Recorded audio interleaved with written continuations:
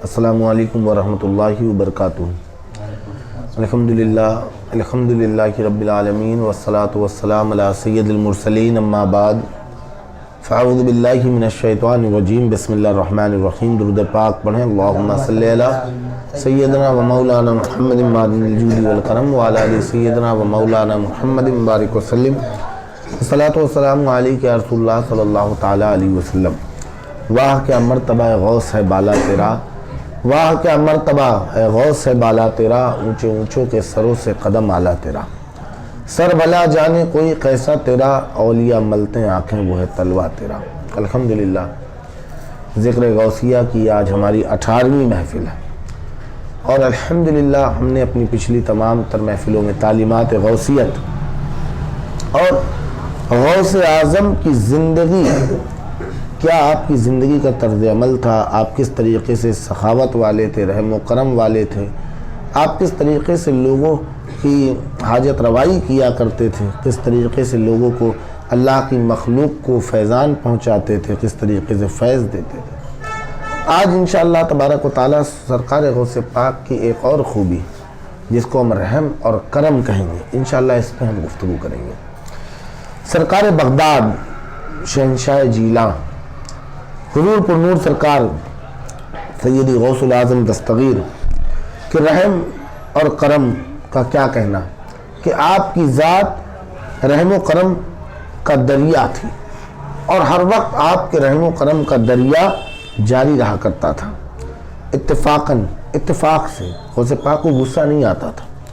اتفاقاً اگر آپ کو غصہ آ جاتا اور زبان پر کوئی سخت بات آ جاتی جس سے کسی کا دل ٹوٹ جاتا، کبھی غوث پاک کو غصہ آ گیا اور آپ کی زبان پہ کوئی سخت بات آ گئی اور کسی کا دل ٹوٹ گیا تو آپ پریشان ہو جاتے تھے۔ آپ پریشان ہو جاتے تھے کہ میری وجہ سے فلاں کا دل ٹوٹ گیا، میری وجہ سے فلاں کو تکلیف ہو گئی۔ ایک مرتبہ سرکار غوث پاک واز فرما رہے تھے، تقریر کر رہے تھے، تو اچانک آپ کی واز کی محفل میں ایک چیل آ کر مجلس کے اوپر شور کرنے لگی، جس کی وجہ سے لوگوں کا دھیان بھٹکنے لگا، لوگوں کو سننے میں خلل آنے لگا۔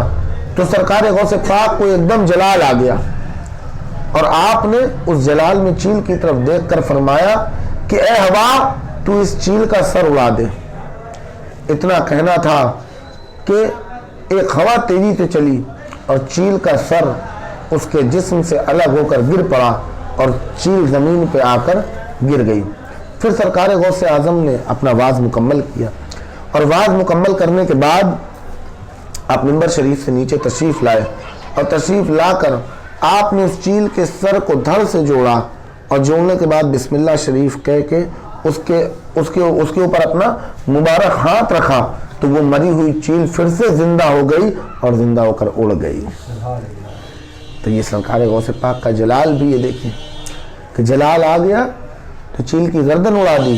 اور پھر اللہ والوں کی طاقت کو دیکھیے کہ اللہ نے کیا اختیارات اپنے اولیاء اللہ کو دیے ہیں، کہ اگر وہ بسم اللہ شریف پڑھ کے، دیکھیے لفظ بسم اللہ، جو بسم اللہ لفظ ہے شروع اللہ کے نام سے، یہ لفظ بسم اللہ عارف کی زبان سے، جو عارف باللہ ہیں، جو اللہ کے پیارے ہیں، جو عبادت ریاضت والے ہیں، جو تقوی پرہیزگاری والے ہیں، جنہوں نے اللہ کی دوستی بنا لی ہے، جو اللہ کے دوست ہو چکے ہیں، تو عارف باللہ کی زبان سے لفظ بسم اللہ اللہ کے مرتبے میں کن کے برابر ہے۔ یعنی جیسے اللہ نے کن کہا تھا اور چیز ہو جاتی تھی، ایسے ہی اللہ کا بندہ کوئی عارف باللہ اگر بسم اللہ کہہ دے کسی چیز کے لیے تو اللہ اس کام کو مکمل کر دیتا ہے۔ وہ اللہ کا نام بس لے لے، اللہ، یہی تو ہوتا ہے۔ آپ اللہ والوں کے در پہ دیکھیے، اللہ والوں کے یہاں لوگ جاتے ہیں اور بس وہ پانی ایسے دم کر کے پھونک کے دے دیتے ہیں، لوگوں کو شفا مل جاتی۔ ان کے در پہ جاتے ہیں، اللہ والے مٹی اٹھا کے دے دیتے ہیں، بسم اللہ کہہ کے لوگوں کو شفا ہو جاتی ہے۔ تو یہ اللہ والے ہیں، یہ اللہ کے اتنے قریب ہو چکے ہیں کہ وہ حدیث مبارکہ نہیں کہ اللہ کے رسول صلی اللہ تعالیٰ علیہ وسلم نے ارشاد فرمایا کہ اللہ فرماتا ہے، حدیث مبارکہ کا مفہوم ہے کہ اللہ فرماتا ہے کہ بندہ نوافل کے ذریعے میری قربت کو حاصل کرتا ہے، اور پھر اس کے بعد بھائی فرائض پہلے ادا کرتا ہے۔ فرائض تو فرض تھے، سب کو کرنے، اب اس کے بعد جو نوافل پڑھنے لگا 20 رکعت 50 رکعت 100 رکعت، تو کیا ہوا، یہ ایکسٹرا عبادت ہو گئی. فرض نماز تو سب کو پڑھنی ہے، تو نوافل کے ذریعے میرے قرب کو اور حاصل کرتا اور قریب تر ہو جاتا ہے.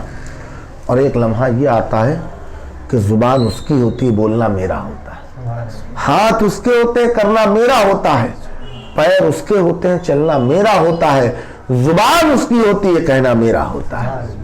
تو یہ وہ اللہ والے ہیں. تو بسم اللہ شریف کا چیل اڑ کے چلی گئی. اسی طرح شیخ ابو المظفر بیان فرماتے ہیں، ایک مرتبہ سرکار غوث پاک رضی اللہ تعالیٰ عنہ اپنے مکان میں تشریف رکھے تھے، کچھ لکھ رہے تھے کہ اچانک چھت سے مٹی گری. تو سرکار غوث پاک نے اس مٹی کو 3 بار جھاڑا، جھاڑتے پھر گر جاتی، جھاڑتے پھر گر جاتی، 3 بار یہی ہوا، 3 بار جھاڑا. لیکن چوتھی بار جب پھر مٹی گری تو آپ نے جلال میں سر اٹھایا اور چھت پر ایک جلالی نگاہ ڈالی، دیکھا کہ ایک چوہیا مٹی گرا رہی تھی. سرکار غوث پاک کی نگاہ پڑتے ہی وہ چوہیا 2 ٹکڑے ہو کر زمین پر آ گری. یہ جلال تھا غوث پاک کا، دین کا کام کر رہے تھے، اور اس دین کے کام میں چوہیا کیا کر رہی تھی، خلل ڈال رہی تھی. یہ وہ اللہ والے تھے جو ڈوب جاتے تھے. ہم تو عبادت میں نہیں ڈوب پاتے، یہ تو دین کا کام بھی کرتے تھے، کتاب بھی پڑھتے تھے، لکھتے تھے، تو بھی ڈوبے رہا کرتے تھے.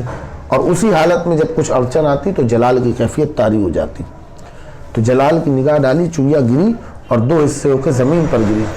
آپ نے لکھنا چھوڑ دیا اور رونے لگے آپ بیٹھ کے. شیخ ابو المظفر کہتے ہیں کہ میں نے عرض کیا، حضور یہاں رونے کی کیا وجہ، رو کیوں رہے ہیں، ایک چوہیا تو تھی. سرکار غوث پاک نے فرمایا کہ مجھے خیال آتا ہے کہ اگر کسی مسلمان کی طرف سے مجھے ذرہ بھر نقصان پہنچا تو کہیں اس مسلمان کی حالت بھی اس چوہیا کی طرح نہ ہو جائے. اللہ کی پناہ. سرکار غوث پاک اس لیے رو رہے تھے کہ کہیں کوئی مسلمان ایسی حرکت کر رہا ہوتا اور میری نگاہ اس پہ پڑ جاتی تو اس کا کیا حال ہوتا. اس لیے آپ زار و قطار رو رہے تھے. شیخ ابو القاسم رحمۃ اللہ علیہ فرماتے ہیں کہ سرکار بغداد غوث اعظم دستگیر ایک مرتبہ مدرسے میں بیٹھے وضو فرما رہے تھے. اڑتی ہوئی ایک چڑیا نے آپ پر بیٹ کر دی. ایک چڑیا اڑتی ہوئی جا رہی تھی، آپ پہ بیٹ کر دی. آپ نے اپنی جلالی نظروں سے جو اس کی طرف دیکھا تو زمین پر آ کر گر پڑی اور تڑپ کر اسی وقت مر گئی. وضو سے فارغ ہونے کے بعد آپ نے کپڑے اتار کر خادم کو دیے اور فرمایا اسے لے جا کر بازار میں بیچ کر جو قیمت ملے وہ فقیروں میں تقسیم کر دو، میرے اس کام کا یہی کفارہ ہے. یہ بیچاری مفت میں میری نگاہ غضب کا شکار ہو گئی. یہ غوث پاک کی جلالی نگاہ کا معاملہ تھا. غوث پاک کے اندر سخاوت اور فیاضی، تو آپ چونکہ اللہ کے رسول صلی اللہ علیہ وسلم کے سچے نائب ہیں تو اس لیے آپ کے اندر سخاوت اور فیاضی بھی بہت تھی. سید عالم مختار کل صلی اللہ تعالیٰ علیہ وسلم سے بڑھ کر فیاض بھلا کائنات میں کون ہو سکتا ہے؟ حضور سے بڑا تو کوئی فیاض ہو ہی نہیں سکتا.